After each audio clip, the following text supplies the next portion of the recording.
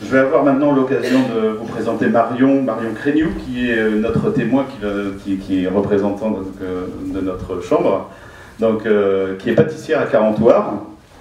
Et donc, il doit y avoir un terreau fertile là-bas, parce que je crois savoir que, enfin, je me suis même sûr que notre ancien président, enfin notre président actuel, je veux dire, de Région Bretagne, Michel Aoustin, est activé, une grande activité là-bas. Donc Marion, pouvez-vous nous présenter votre entreprise installée à Carentoire? Donc Makaki Pâtisserie est une entreprise, évidemment, une boutique de pâtisserie, mais je propose également une activité complémentaire qui est le snacking, que je propose tous les midis en semaine. Et puis il y a aussi la possibilité de venir profiter aussi du salon de thé, voilà, tous les jours de la semaine, ainsi que le week-end aussi. Merci. Et donc quel a été le parcours professionnel avant de faire ce choix en pâtisserie?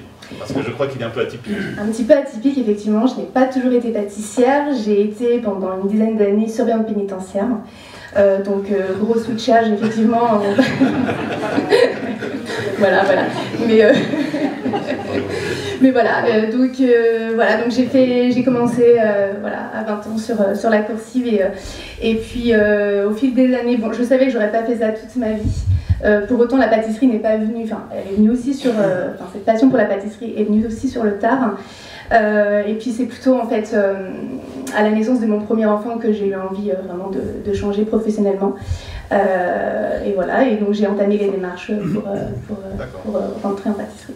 C'est ça qui a motivé votre changement? Oui, complètement, ouais.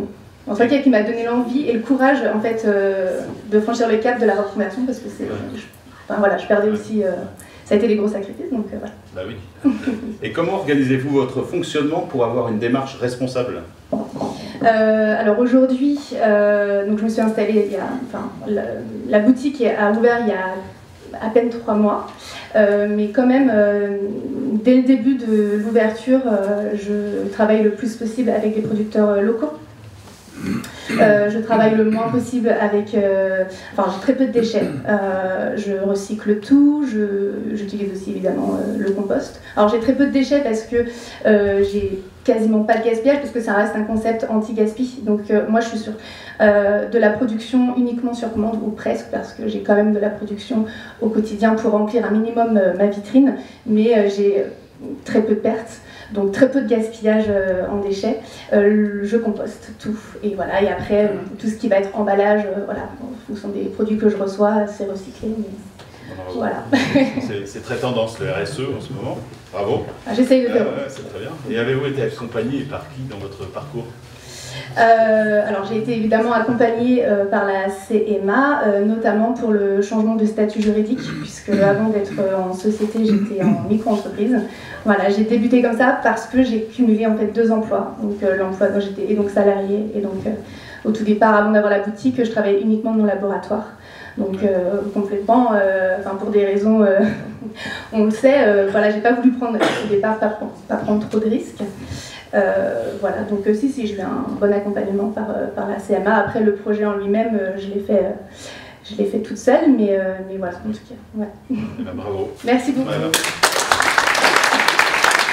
Je vais passer le micro à Saïd.